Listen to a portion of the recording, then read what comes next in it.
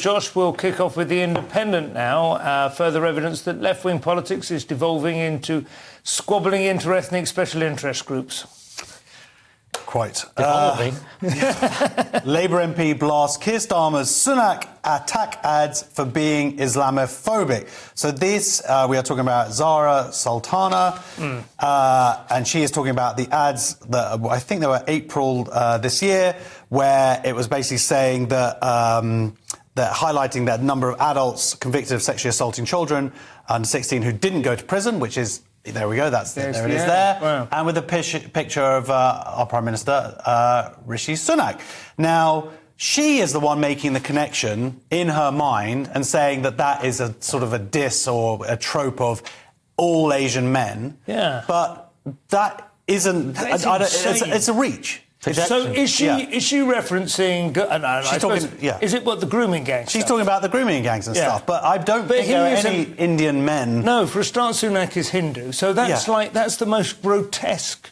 Yeah. I mean, that's worse than racism, really, isn't it? Well, she's making what I would call that. Exactly. Well, we'd have, and this, by the way, this is coming from somebody who. This is a podcast that she did for Novara Media, where she's claiming that Labour is now Islamophobic and whatnot. Islamophobic is a made-up word from the 1970s from Iran. So you there's think no this is Christianophobia. Post Gaza, this is absolutely part of it. Yeah. And by the way, and we're talking about somebody who has written herself.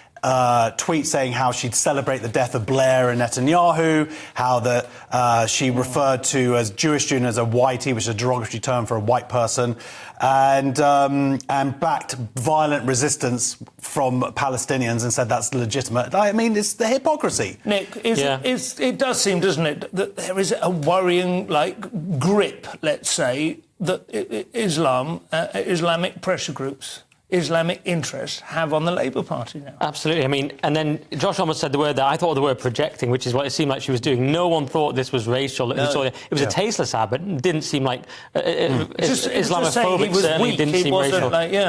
So it's identity politics trumping party, and of course the far left don't like Starmer anyway. And now there's the tension with Israel and all that. So it's a breakdown in the Labour Party.